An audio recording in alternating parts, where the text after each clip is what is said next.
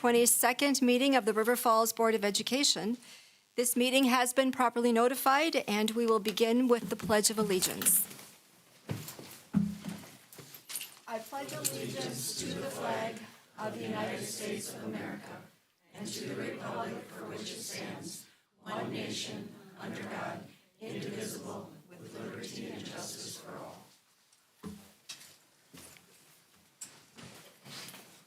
Do we have any visitors or delegations who would like to address the board this evening? If you'd like to address the board, please tell us your name, and you have 2 minutes to speak. Hi, I'm Pam Sutter, community member. I'm going to give you guys 2 packets there from information that's, concerns with the referendum, and also one is a curricular concern. You guys are asking for a referendum, and to whom much has been given, much is required. So here comes the requirements, and hopefully you guys can answer them pretty soon so that the community will have some answers. The second packet is actually a follow-up to the first packet you already answered, and it's on the EID website. So thank you very much for answering that and putting that on there, and I appreciate that. So I'll just pass the packets around. Thank you. Would anyone else like to address the board this evening? All right, then we are going to, I was waiting for somebody else to speak. I will. You have 2 minutes. Jackie Nickham, community member. So on January 8th, I attended the Educational Program Committee meeting, and Mr. Sherman gave a presentation on the DPI report card, for our district report card. I'm very disappointed that that information hasn't been put out. Maybe it will be before the referendum is voted on, but I'm very disappointed that it's not, mentioned in tonight's agenda, because I think that's important. Report card is on the agenda tonight. It's on the agenda tonight. What line? Where? Look at 6B. Okay. So at that last meeting, after Mr. Sherman had given the information, Ms. Page asked, so are you saying that approximately 50% of our students are non-proficient? At which point Mr. Sherman said, yes, in math and English. And then later on in the discussion, he also noted that the testing has been changed the last couple of years, so they're not even testing the same information same requirements and stuff each year, so they're changing the test. And Mr. Casey made mention of that too, that he was disappointed that they're changing the test. So I'm just saying, I'm okay, I'm glad that's going on in the agenda. I missed that somehow, and because I think that is very important for our people in the community to understand that, as Ms. Page said, about 50% of our students in math and English are not proficient. Thank you. Would anyone else like to address the board this evening? All right, then we are going to move on to some Wildcat Pride Awards. Mike.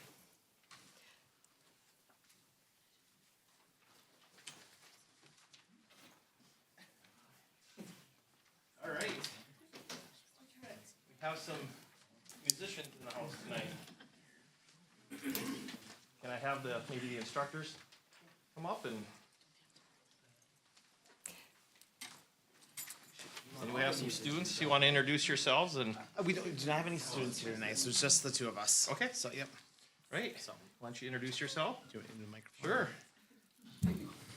Hi, I'm Brian Jekyll. I am one of the band directors at the high school. I'm Alex Plum. I'm another band director at the high school. All right. So we've had some exciting stuff here for our music department. First of all, we have 2 awards for them. The first Wildcat Award, the Board of Education would like to offer our heartfelt congratulations to the School District of River Falls Music Department for being recognized by the National Association. That's all of them. You want all of them? You have to do, I think you want the marching band one first. Just the marching band first. Okay. All right. Here we go. We'll go to the marching band one. All Just right. going by the agenda. So to the River Falls High School Marching Band, congratulations on winning the Class AAA State Marching Band Championship title in October. This marks your 25th state championship since 1985. The hard work and dedication of all members of the marching band truly showcase your Wildcat pride. Congratulations. And just a point, I was in the band in 1985, so. Right? I was this part of the start of the. There you go.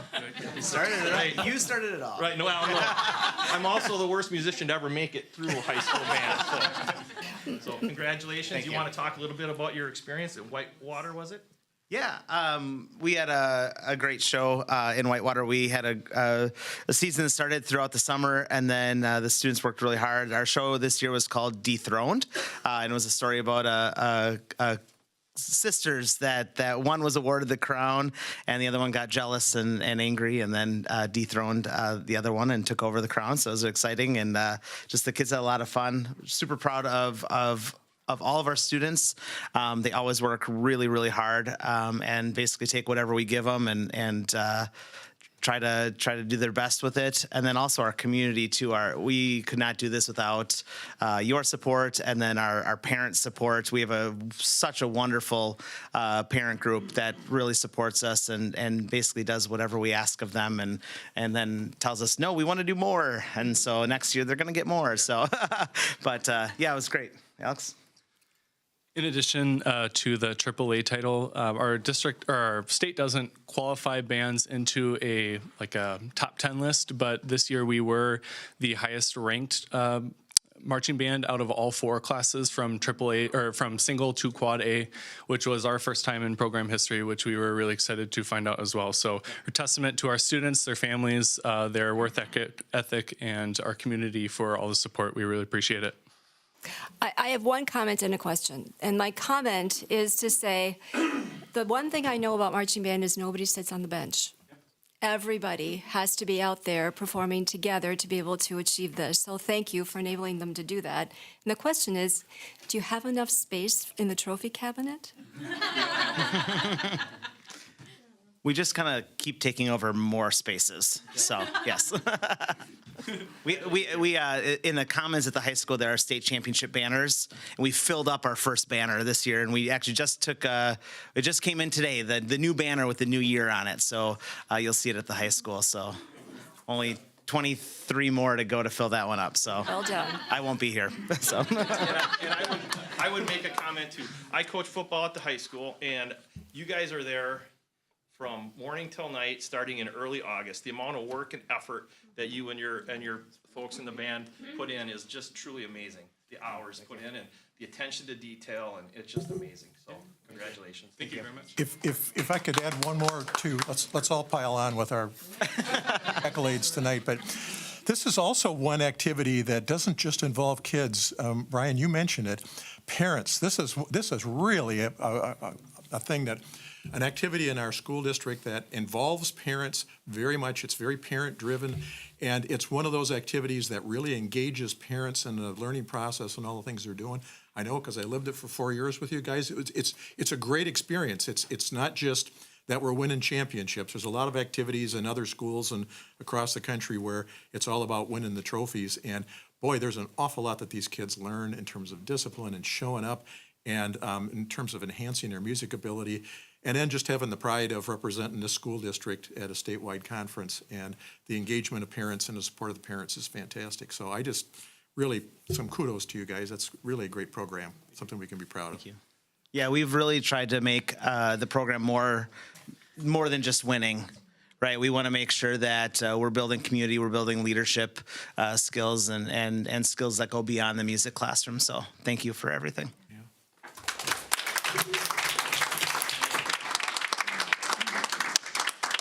All right, now the music department. Let's get. Do you want the rest, everybody? JC, why don't you just go on up there? Yeah, you both stand. Everybody, come on up. I gotta take a picture for social media. You want us to introduce ourselves? Yes. JC Walker, middle school choir. Mike Fuller, middle school band. Carrie Loney, high school choir. Joe Coughlin, middle school band. Sarah Plum, middle school and high school choir. Emma Cresciani, Rocky Branch. And Nathan McReynolds, West Side Music. And you know the other two that are up here. Cool. All right. She's our point person. Okay, so I'll start with what the award is. The Wildcat Pride Certificate. We'll rewind back to what I started before. The Board of Education would like to offer our heartfelt congratulations to the School District of River Falls Music Department for being recognized by the National Association of Music Merchants as a 2023 Best Community for Music Education. We commend all the students, staff, educators, administrator, and community members whose hard work and dedication made this achievement possible. You are all true ambassadors of Wildcat Pride. Congratulations. And as part of that certificate, this is one actually from the state of Wisconsin, also a declaration, and it's signed by Governor Evers. So congratulations to all of you. So one of the, oh, they're taking a picture. All right.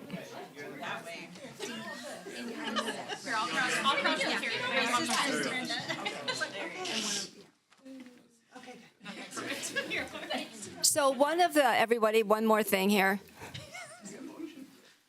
So one of the things that we talk about fairly often when we're looking at curriculum here is alignment. And it strikes me that it would be very difficult to earn the award that you just received if you were not finding significant alignment in your curriculum from elementary to middle school to high school. Thank you for that work. That is critically important. It's also true that sometimes people and school districts can get really caught up in the numbers of assessments. And some of these things, the data points, which are important, they help tell us really significant things, but it doesn't tell us everything about the opportunities that our kids have, the chances that they have to grow and to learn and to work together and to collaborate, to learn about themselves and to use their bodies, all of which you help them to do as musicians. So thank you very much for all that you do. I have to say one more thing. So I have a son and two girls that are in the middle school band and choir and play and all this stuff. And it is their favorite part of my children are not expressive, so you will not be able to know that it's their favorite part of the day. But it is their favorite part of the day. And the other cool thing is that they are more excited about high school band than they are about any of the sports that they play. So it's the community that you all are creating across the grades is coming home to those of us that don't know anything about music but appreciate it. So thank you, really. It's not rude if you need to leave.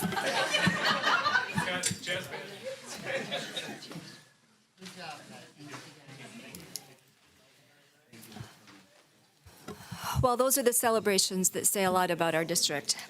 And now we are going to move on to reports, and the first one is a student report from Monica. All right, we just finished up our first semester, so everyone's probably very happy that some classes are over as well as that some classes are starting. Other than that, I know a lot of clubs like Forensics and Mock Trial are all gearing up for competition season, and other than that, just getting excited for the new semester. Well, and I think that there's a big college fair coming up next Monday, right? Yep. So hopefully that's very well attended. Yeah. All right, thank you. Administrative reports, and the first one will be building SMART goals, and we have Rocky Branch and West Side on today.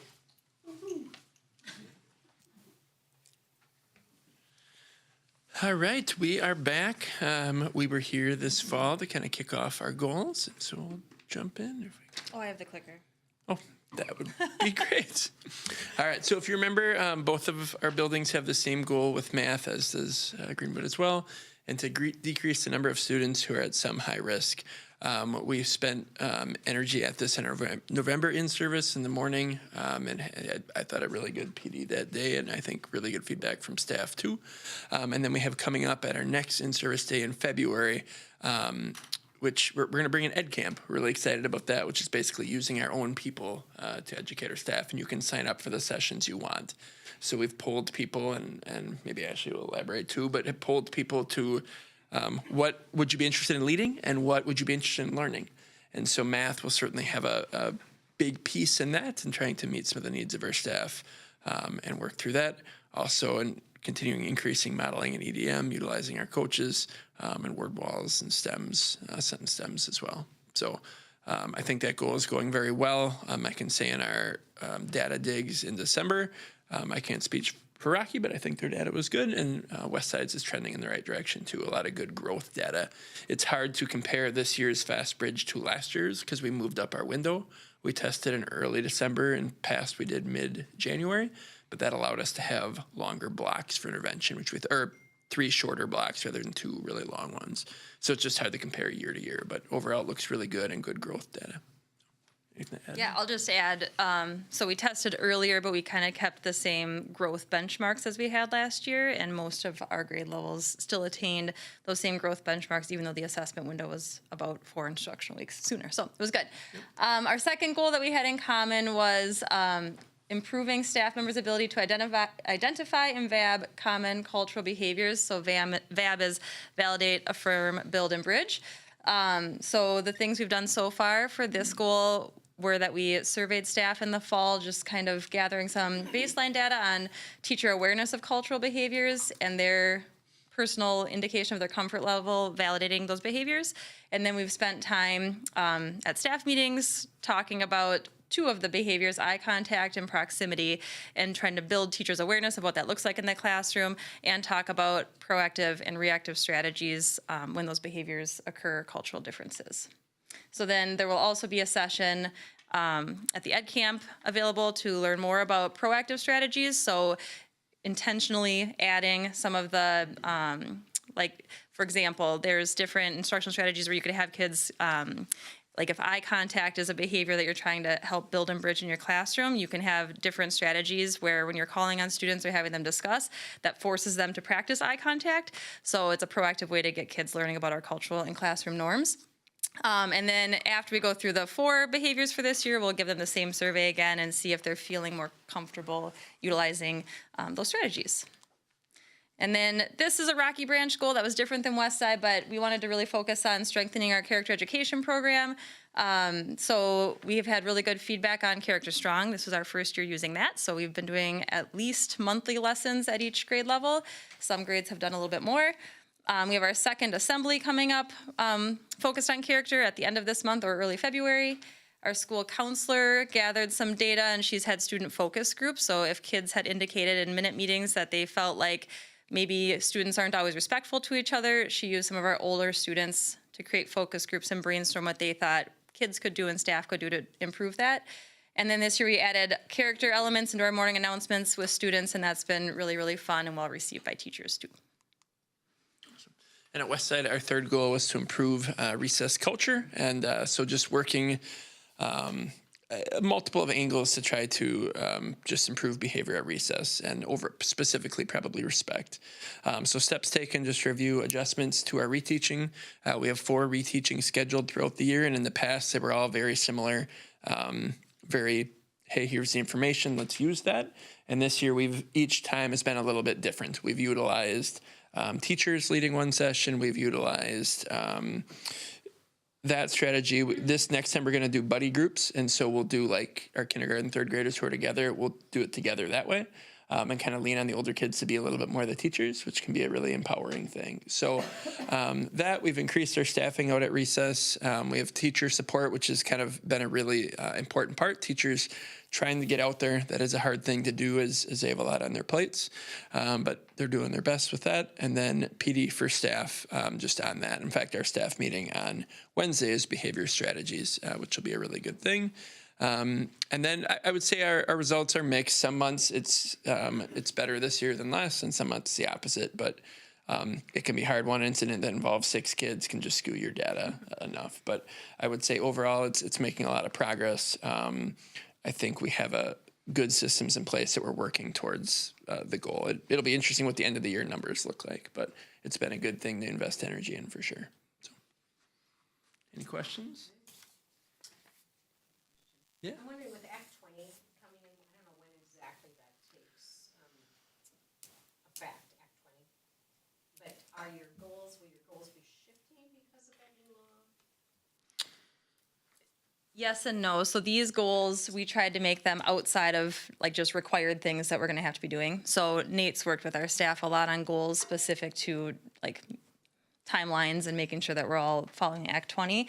And these are more kind of extra passion goals that we wanted to make sure we're integrating as well. So Act 20 is something teachers are aware of, and they all are part of a cohort group that's going through the work on that. But it's currently separate from these building goals. But potentially in the future, as we do more with it, that would be a goal just to make sure it stays at the center of our minds as well. Act 20 is a legislation related to reading instruction. I don't know, Nate, if you want to add to that.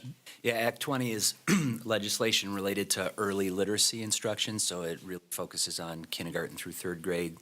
Certain parameters and rules, I guess, are in place for the beginning of next school year, but then there are add-ons that happen the next year or two after that. So we're making sure that all of our staff have the appropriate training by the appropriate times. And as far as the performance-based goals, that Act 20 doesn't include that, but we'll continue to focus on literacy and math with our academics. Well, thank you for being here tonight, and thank you for your work. It's important. I had one quick follow-up. I question, maybe Nate, I don't know if this had anything to do with the legislature's desire to implement some legislation around reading instruction. Did you ever read or hear anything about the why behind they wanted to implement legislation? Was it tied at all to, I'll just use an example, like our district, say if we're 51% proficient, but yet we're still better than 84% of the districts in the state, was there some of that influence on the legislature, do you know? Yeah, I think the main purpose for Act 20 was to ensure that there was a consistent approach to teaching early literacy skills for all students across the state in an effort to try and increase the level of proficiency for all students. You don't know if the legislature by any chance has had any conversation around the content of the kind of exam that the students are taking that would reflect 51 proficiency level, showing that we're still better than 84% of the districts, that rigor of that exam is a reflection of some of what there seems to be a disparity there where we look bad on paper at 51%, but yet we're still better than 84% of districts around the state. Do you know if they've discussed that at all? They may have. I can't be 100% sure. And mainly I would say that because this Act 20 legislation is K-3 and our scores that are part of the report card come from grades 3 through 11, I guess, not just through the forward exam, but also through the ACT and through the pre-ACT. Thank you. All right, we are going to move on to the superintendent's report. Well, I'll jump in a little bit with just a referendum update. We have information on our website. We're going to crank out a couple videos to the community related, one video per each of the referendum questions sometime yet this week. Sent home a 4-page mailer, was in the mail here a week and a half ago. We continue to try to help our citizens make an informed decision related to the 2 referendum questions by holding public forums and inviting them to coffee and lunch meetings and different speaking engagements with PTO groups and so on. And so the clock is ticking. We're about a month away. Again, the election date is February 20. I'll just add also later on the agenda, there's a request for the board to approve a school forest handbook. We're going to table that, but as a brief part of my informational update, I'll just add a couple of things.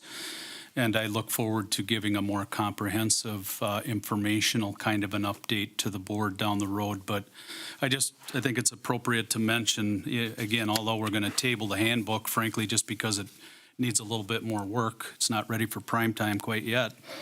Quick background that, we really started to dig in on our school forest in 2019, so about 4 years ago, when the Kinney River Land Trust, a wonderful partner of the school district, was able to purchase some adjoining land that allowed us some new access that we never had prior to that time. Even though we owned the property since the 1940s, we never had this kind of access. And so we've had some incredible volunteers doing a lot of work out there to improve the existing trails and to put up some appropriate signage and prairie restoration and all kinds of things. We've been partnering with the city, with Kinney River Land Trust.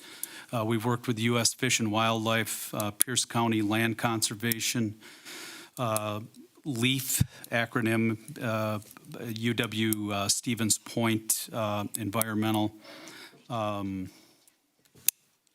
Agency, if you will. Trout Unlimited, and the list goes on, lots of partners. We've made amazing progress and looking forward to making more. And I would mention that we've made all of this progress primarily through partnerships and volunteers with zero district dollars attached to the school forest, other than years ago when a conservation easement was established. That easement was approved by the department, by the DNR. And an easement means it's basically an agreement that says you're going to protect this land. You, the school district, will do this and this and this, and you will not do these three things. It's a several-page document, and these easements are agreements to preserve the land. And in doing that, with one of the two easements that we have, the DNR provided the district with a check, kind of a quid pro quo, to say, you're going to sign this easement, we're going to give you about $35,000, years and years ago. That money remained in an account here in the school district, and not until 2019, when we started to make some progress on the school forest, have we tapped into those funds, specifically designed and provided to us by the DNR for conservation efforts. That's the money that we've been spending on the school forest project, other than, I guess, the district has paid for some bus fuel, because we had over 1,000 students out into the school forest for the first time ever this last school year. We've obtained $18,000 grant from Pierce County to make some additional improvements. Dennis and Carol Ireland provided purchase of a all-terrain wheelchair that will provide access to those that have mobility limitations. And so kudos to the community and to our volunteers and to the partners that we have. In a word, I would say that the forest, our school forest, it will be a legacy, and it will benefit many people for years to come. So I'll give you more of a kind of a deep dive later on when we bring that handbook back for revision at a subsequent, at a future meeting. Thank you. Thank you, Jay. Add, Jamie, that for people who haven't been down there, it is a fabulous, or contiguous to Glen Park. It goes from Glen Park. So from Glen Park going west down the Kinnickinnick River, you've got, I believe, is it the town of River Falls has a park down there.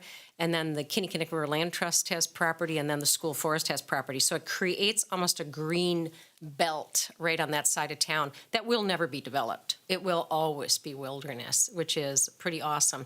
But it's beyond, how many acres does the school have, 40? 72. 72, and then I think Kinnickinnick River Kinney Land River, Trust bought 40. 40. And then there's parkland there too that one of the towns has. So it really is just a beautiful, beautiful piece of property. And so getting access to it with the partnership has been a great thing. And So that thanks for all your hard work on that, Jamie. Yeah, thank you. I would say that access road too, now, you literally can go from Glen Park all the way to the dog park, south of town out there, because you can come through and go down that access road and come over to it. So I mean, it's really, it's more than just the school, which is why we're referring to it as a community forest in so many ways right now. It's just really been quite an addition with such a low expenditure of funds on our part. Almost all of it's donation and other things, so. All right, we're going to move on to action items. And before the board this evening, we have the December 18th meeting minutes from the Board of Education meeting. We also have bills that have been submitted for payment, as well as employment recommendations.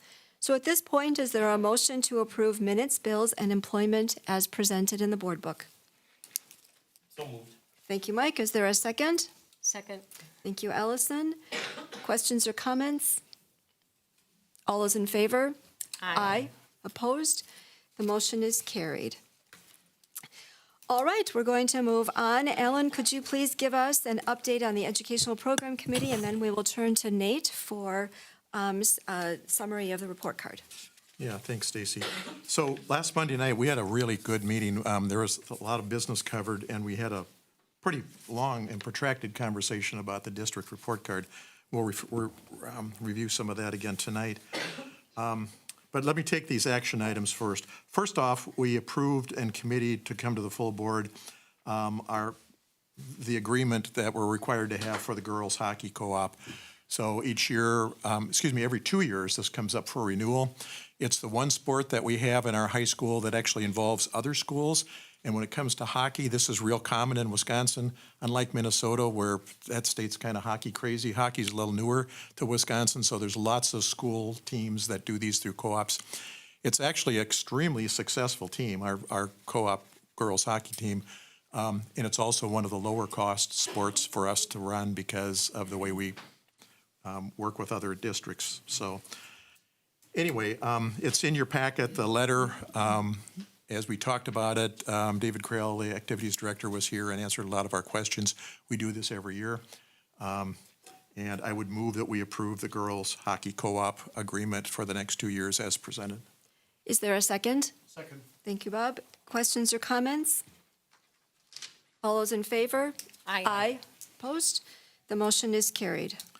So the second item we did, actually these next two are related, but the state of Wisconsin requires that districts have open enrollment and open enrollment options so that students can, following this application procedures, enroll in neighboring districts or other districts across the state. Each year we have to look at our current enrollment and decide if we can take, at what point can we not take open enrollment. We have to take them unless we can justify that we can't take open enrollment. So we were presented with a memo that laid that out, and we're going to take open enrollment in all areas for this next year except special ed. Right, Nate?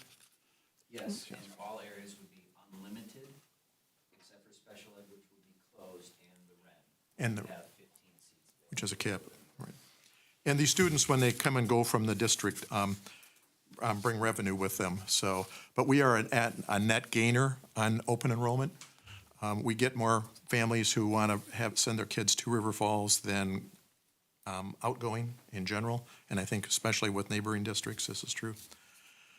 So we'll take these one at a time. First off, this one is establishing those seats. So is there a motion to approve the memo establishing those open and closed seats as presented? Did you just make that motion? You want me to make it? I'll make that motion. Right, I'll make it. Is there a second? Thank you, Cindy. Questions or comments? All those in favor? Aye. Opposed? The motion is carried. So the next part of this is some adjustments to our policy, and this is basically how we handle this and the language you use. And this was really just cleaning up some language. I don't know, Nate, can you be more specific about what we said about that? Yeah. In addition to cleaning up some language, we did add a couple of components here that would create some guarantees for open enrollment. We found ourselves in a couple of, in the past, some, I guess I would call them moral dilemmas in regards to siblings and people that joined our districts at certain time that under the old policy might become part of the district, leave and want to open enroll, and we would be stuck. We would know what would be best for kids, but because our policy was written a certain way, we weren't allowed to take them. So this is a way to help us overcome some of that, and it's really based on the premise of students that we have at the time that we pass the open enrollment seat limits. We're saying if we have those students at that point, we're budgeting for them in the future. If they happen to leave later and want to open enroll back in, we're going to take those students. So is there a motion to approve the first reading of revised school board policy 432 related to public school open enrollment? Thank you, Cindy. Is there a second? Second. Thank you, Mike. Questions or comments? I think the policy number is 423. Did we get that wrong again? You said 423. It's on here. We had, yep. 423. Thank you for catching that again. Anything else? We did a thorough go-through on this at the last one, and then I know that, Nate, you did some additional editing. Yep. Questions or comments? All those in favor? Aye. Aye. Opposed? And the motion is carried. And now, Alan, do you have a motion for and a summary of the last Okay, again, item? in terms of discussion, this one is just, it's a formality where we need to specifically say what our educational options are in our district and lay it out. Every district in the state has to do this. So that's what's involved in this memo. Really no real significant changes. I don't think there were any changes really, were there, Nate? This is something that's posted, that's out there on our website. We talk about the 4K sites and each of our buildings and something about them. So this is out there, and the state requires us to do this. So anyway, I'll move that we approve the district's notice of educational options as presented. Thank you. Is there a second? Second. Thank you, Cindy. Questions or comments? All those in favor? Aye. Aye. Opposed? The motion is carried. And we will turn now to Mike for Finance and Facility No, Committee. we got one more. Oh, of course. Absolutely. The So other it's thing you. that wasn't an actionable item was our district report card, and we've had a little bit of conversation about it here tonight already. There's a lot in this, and you'll see, there was an article in the paper this last week that gave an update on it and laid it out. It's on our website, and it's been there since fall. All the districts around here have been reporting theirs out. And so this was our chance to not only see it and lay it out for everybody to see, but for us to have a pretty robust conversation. And it was a very robust conversation, I thought, really good, because there's a lot in this. One of which was, Jamie just brought it up, and Nate, you clarified, is this notion of what percent of our students are proficient. The conversation around that and that number and the test itself was about our concern about the statewide testing, which we always have. The state of Wisconsin has struggled for all my time on the board. I think they rolled out 3 different tests to try and test stuff. But they lay out there as proficient a marker that the vast majority of school districts in the state not only don't achieve, but probably can't achieve. That's not an excuse for us not doing better, but that's what our conversation was about, and that's what our conversation was about in relation to our concerns about the tests. So I think of all that conversation, there are far more takeaways than just our concern about the line in the sand that the state has put for proficiency. We still continue to be one of the highest performing districts in the state, especially in that area, even though the state has, for some reason, set this marker down here. That caused a lot of conversation just about the test itself. So what is the test doing? What do we do? We know that in high school graduation, our students with ACT tests, et cetera, are up there holding our own and exceeding most other school districts. So we're getting it. However, having said all that, and you'll present some stuff in the few slides here to summarize it that you'll have, Nate. It's important to remember a couple of things. One is we're really concerned about where we have areas that where our students are struggling. This is a nationwide concern. It's a statewide concern. Our test performance mirrors a little bit what's been going on across the state in terms of whether it's in kindergarten or it's in high school, if it's college going rate, high school graduation rates. 4-year-old kindergartners coming in. There's been a slump across the nation. Not a huge slump, but it's enough to make everybody concerned, and we're all concerned about it. If there's a parent out there that hasn't paid attention to this, they're missing the boat. So that was a good share of what our conversation was about too. And Nate, in our questioning of you, where are our strengths? Where are our weaknesses? What are we doing? How does this information inform what we're doing in our classrooms, in our professional development, as we look for kids, trying to understand things like for example, the demographic differences between districts. Our district has a higher number of socioeconomic disadvantaged kids than some neighboring districts. A was going to say some districts, every district around us gets far more per head in state aid than we do. And some of those things can affect student performance. None of those are making excuses if we've got some deficiencies in this data, but generally the data is very good and something we can feel at least comfortable about. But in no way did it say to any of us that we're there and that we can't do better. Okay, that's part of it. The other part of this, and this was a big part of our conversation, and we had that earlier tonight too, is these tests don't test a big share of what the school district is asked to do. It doesn't test tech ed. It doesn't test our fine arts programs, band, music, extracurricular activities. It doesn't test art. It doesn't test, to a large degree, social studies and some of the things around that. It tests pretty well math and reading and writing kinds of skills. But there's a whole bunch of things that go on in the high school right now that aren't tested by this, and we don't want to miss those. We're not discounting the tests at all, but there is no statewide assessment that measures how well a district does in its extracurricular involvement and parent engagement and those kinds of things that goes on. So that was part of our conversation and our concern generally about the statewide testing thing. But when it comes down to it, everything sort of seems to boil down, all of our activities, to what are some scores on an assessment test somewhere. And we've got to be assessed. We're more than willing to be held accountable for the education of our students, and that's what we were talking about. So,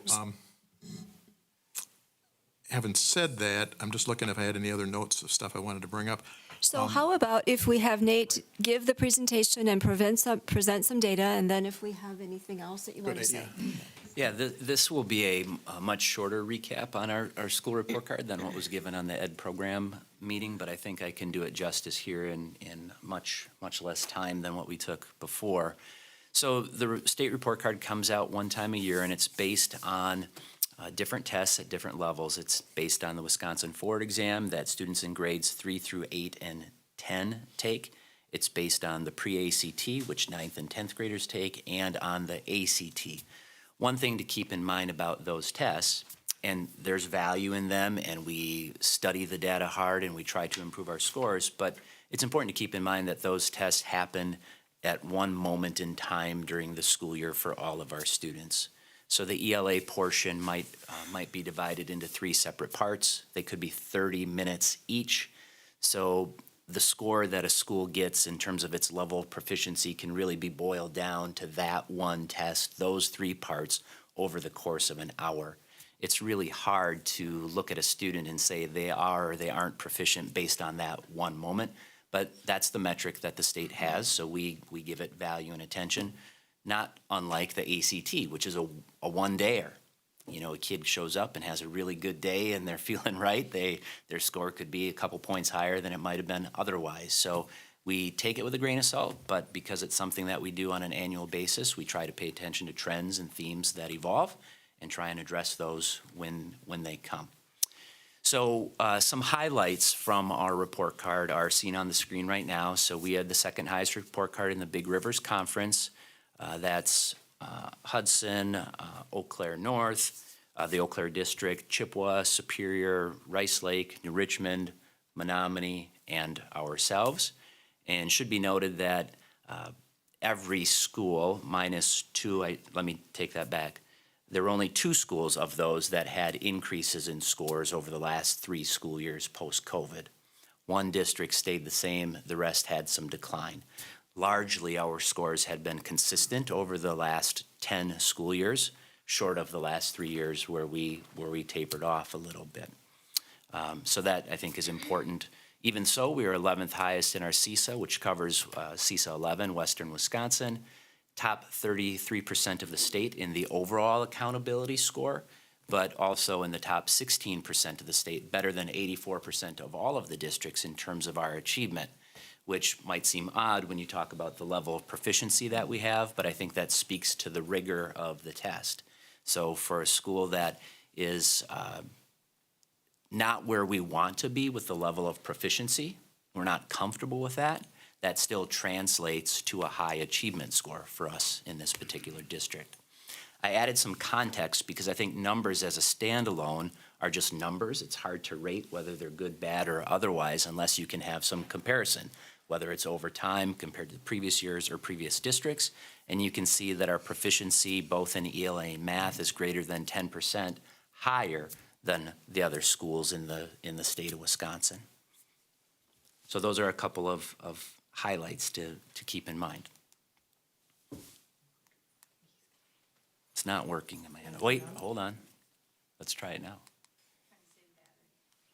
Is that next? Okay, here we go. So there are 4 areas of the district report card: achievement, target group, growth, and on track to graduation. The target group is a group of students that scored in the lowest 25% and below the year prior. Growth measures the expected growth of any student compared to people like them demographically. And attendance is a portion of on track to graduation. I highlighted these parts because these are areas that we want to see some improvement in. Our students should be growing at a faster rate. We want our kids that are performing at a low level to increase. And attendance has been something that in the last 3 years has really dropped off. And although I would never want to use COVID or anything for that matter to be an excuse for our scores, I think it's pretty common sense to recognize that during the COVID era, we had some troubles with people attending. And we've bounced back quite a bit this year to date, but our scores on the report card are lagged by 1 year. So the report card score in the area of attendance didn't even include last year. It was the 3 years prior to that, because all scores are built on a 3-year average. So these are the different areas of the report card, and you can see our overall score, our achievement, our growth, our target group, and on track to graduation. Now, one thing I wanted to point out here is the achievement score is a relative strength of ours, even with the low level of proficiency. And in speaking about this being one test at a moment in time, you know that our elementary schools and middle schools are benchmarking and testing their kids 3 different times throughout the course of the year to measure their proficiency. So last year I was the principal at Greenwood Elementary School, and we use a benchmark. It's a nationally normed assessment, and it's called FastBridge. It measures the reading skills that our kids have. And we set goals for where they are in the fall and where they're going to end up at the end of the school year. And I just looked back because I think it speaks to the importance of how some tests measure proficiency one way and others might measure it another way. Our FastBridge data for last year at Greenwood happens to show that 73% of our students met or exceeded expectations in the level of proficiency. Our 4th grade students, it was 77. Our 5th grade students, it was 88. So that's the kind of trend you'd like to see, higher numbers, first of all, than what you saw in the Ford exam, but also increasing as those kids are peaking in their experience and moving on from 3rd to 4th to 5th. So again, this is one measure. We study it, we value it, we work to try and improve it, but it needs to be taken in consideration with a bunch of other data and other metrics as well.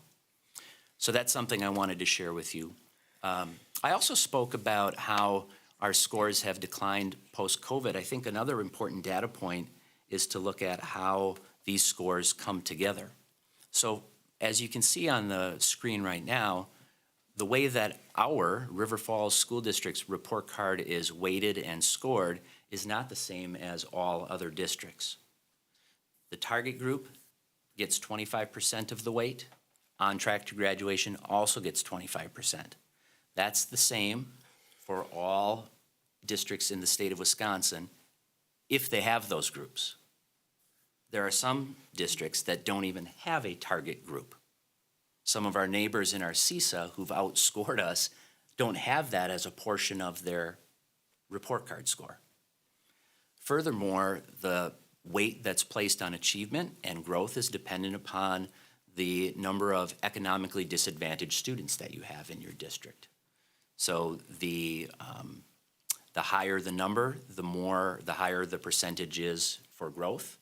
The lower the number, the higher the percentage is for achievement. So we talk about some of our neighbors that maybe have a higher overall report card score. I can speak to the fact that one of our nearest neighbors, I think it's about 39% of their weight of the report card goes to achievement For us, it's 35. So you can see how that would impact our overall score too. During keeping this in mind, and during the last handful of years, I think we've had a pretty big influx or growth in terms of the number of special education students also in our district. I think, and Jamie, correct me if I'm wrong, but I think in the last handful of years, we've grown by over 100 special education students, and all students participate in some capacity on this assessment, whether it's the Forward or dynamic learning maps, which is part of the Forward exam for students that have special needs. So that should be noted as well. So what do we do about all of this, and where is our work centered? Well, there's three main areas that we're focusing our work on, and this work would be happening whether we were happy with our report card scores or not, because we feel like this is the model that's going to move us in the direction that we want to help our kids achieve at the highest level possible. So we're working on developing an understanding of what high quality teaching and learning looks like for all of our teachers consistently across the district. Keep in mind, we have teachers from all backgrounds, all ages. They come to us from all different colleges, so they're not all coming to us in the same place with their understanding of what high quality teaching looks like.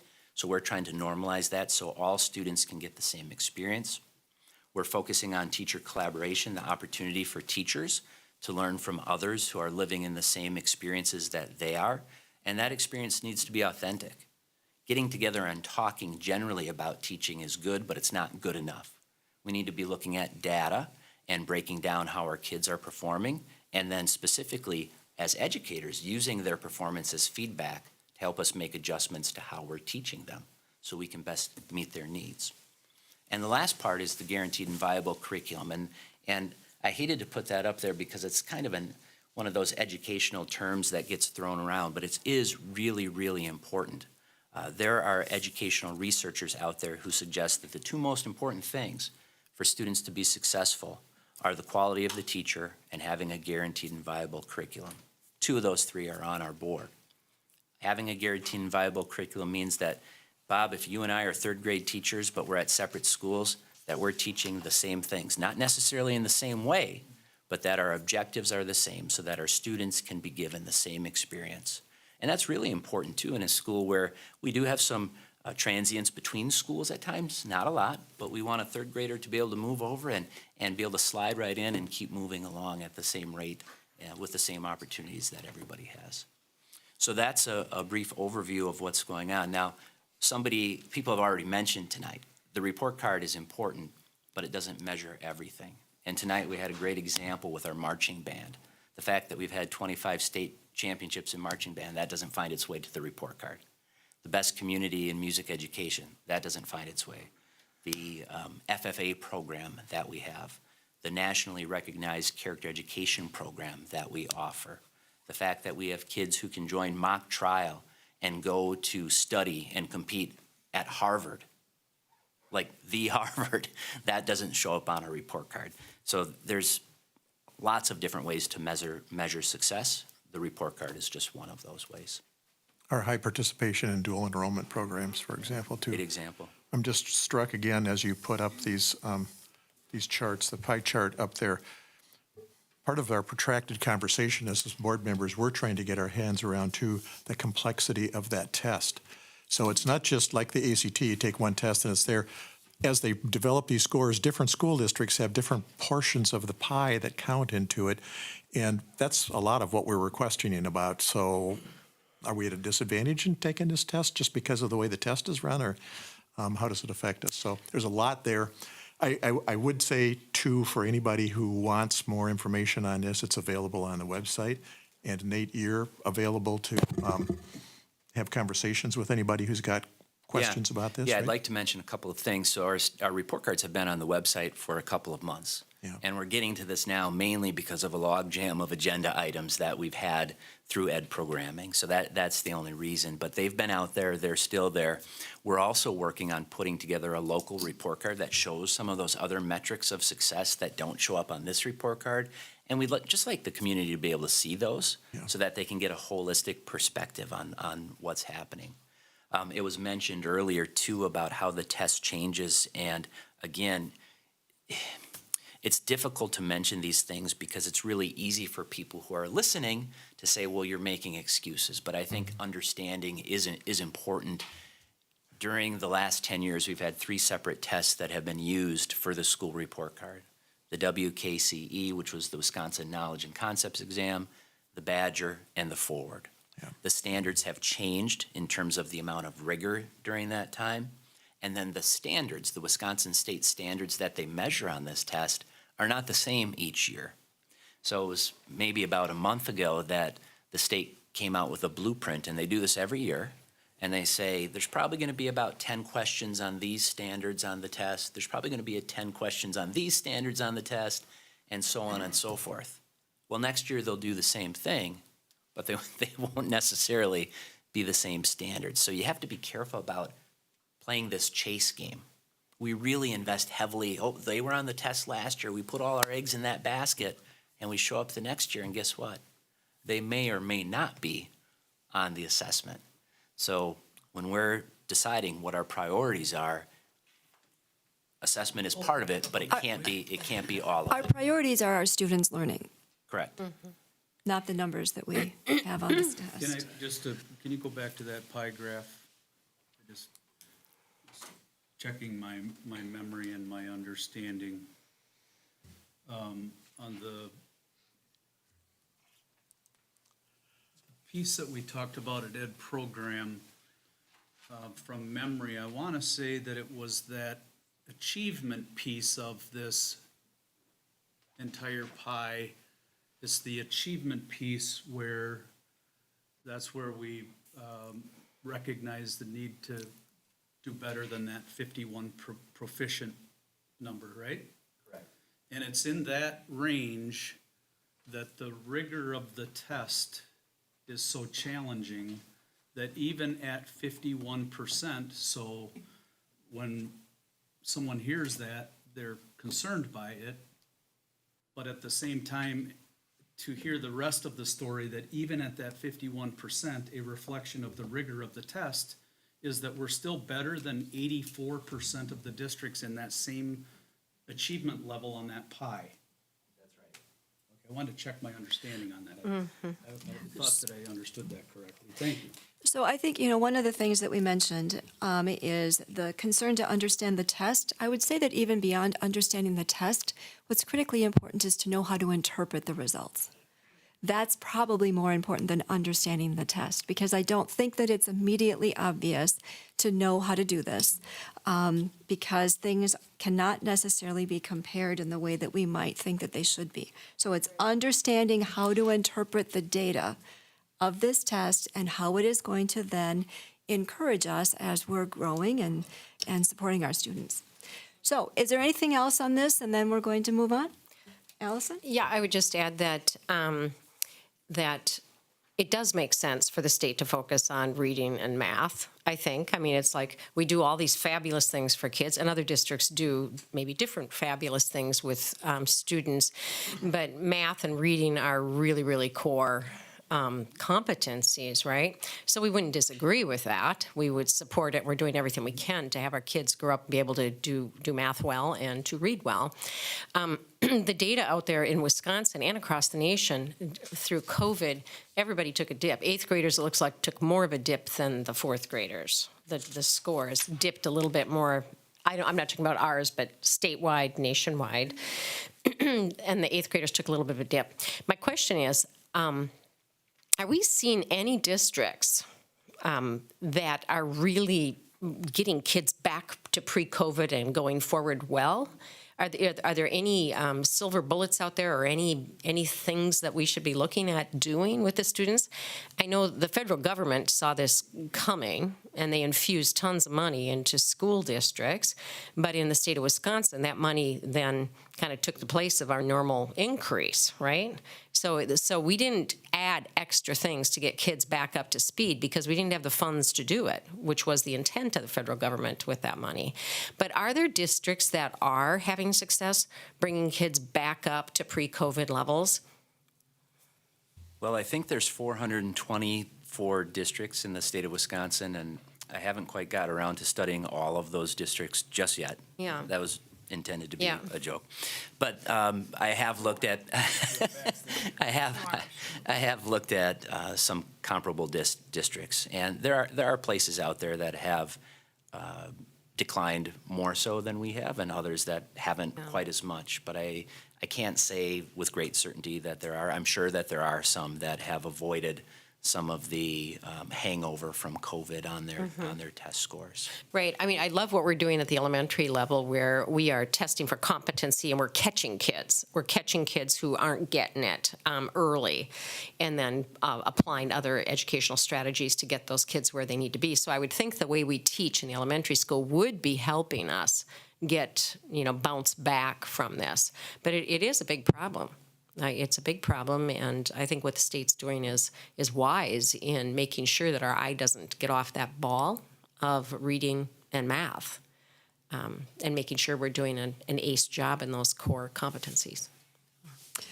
And we've got lots of company Yeah. to be with us as we're doing this work. So thank you, Nate. Thank you, everybody. All right, let's move on to finance and facilities. All And right. now it's your turn, Mike. My turn. Yep. All right, so we had our meeting, a good meeting on our finance and facilities. Our first item is we review, as we do every month, our budget and where we are compared to our budget and previous year. We look at our revenues, we look at our expenses, we look at our fund balance, and everything lined up, and there's no surprises there. And we had we're tracking with previous years and right along with our budget. So, Lynette, any comments? All right. Our next item was our food service management RFP. That goes out once every 5 years. It needs to go out and needs to go to, the state has identified 17 vendors that we send our RFP to that provide food service. And we submit in December, we just submitted our RFP to DPI for their approval. We will be sending those to the 17 vendors in early February, and we have a whole list of things that we go through, and we hope to approve the food vendors for a 5-year contract at our April 15th meeting. We had on the agenda that we tabled was a fleet vehicle purchase. We tabled that because we were not able to get the bids back in time for the meeting. So we tabled that to a future meeting. And that was the items. We didn't have any action items, so everything was for informational purposes only. It was a very nice, Was it- succinct meeting Right? that Mike led. You Yep. are welcome. Yep. Unlike And the then programs after committee, that- it went on forever. Personnel met, and during our meeting, we looked at the human resources portion of the school district website. That was one of the things that the board had asked us to do at a committee level. It was helpful to look and to see the resources that are there and to recognize how readily available they are for anybody who wants to look at them. We also reviewed job descriptions, and so it was a good time for us to make some adjustments and ensure some consistency with the high school assistant principal job descriptions. We also then took the opportunity to review and make a few adjustments to the Director of Human Resources and Leadership Development job description.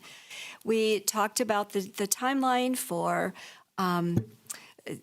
that we will follow as we are trying to fill these positions. We had a staffing update. And then we also talked about insurance bidding, which seems to be a perpetual project that we are faced with. Do you want to add anything to that, Dave?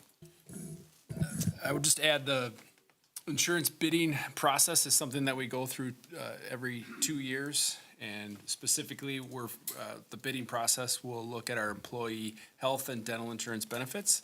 And that process is something that we do to make sure that we're getting the best possible benefit for our employees at the best possible value. So when we start the benefit process, we look at retaining the exact same benefit profile that we have for health and dental insurance. But we get a number of bids and a bunch of different options. So that allows us the flexibility, depending on how the budget situation is, to make sure that we're still offering a solid benefit, but achieving a balanced budget. So this process will, right now, we're getting the bids in, and this process will include an insurance study committee, which is a representative group of employees who have already been trained in knowledge of kind of the key things within this area, and then they provide input to the situation, to the bid, and then that comes back to the board for a full approval. And that'll happen in March. I think it's really important that we include our employees and the people who will be using this insurance as part of this decision. It's not simply that the board makes this decision for them or administration. All right, so at this point, I'm going to make a motion to approve the revised high school assistant principal job descriptions. Is there a second? Thank you, Cindy. Questions or comments about this? All those in favor? Aye. Opposed? The motion is carried. I'm also going to make a motion to approve the revised Director of Human Resources and Leadership Development job description. Is there a second? Second. Thank you, Bob. Questions or comments? All those in favor? Aye. Opposed? The motion is carried. As Jamie mentioned earlier, we decided to take a bit more time on the School Forest Handbook before we approve it. That will be coming back on a future agenda, as well as an update in general about our accomplishments and some celebrations, and a reminder that the funding for the school forest has come through outside donations and grants and so forth, not from our school district funding. So we'll move on now to F. And that's that according to Wisconsin statute, the school district clerk needs to verify the candidates for the upcoming election and to designate the order of the ballot. We also need to determine if there's a need for a primary, which there is not this year, and then notify the municipal clerks for the regarding the school board election.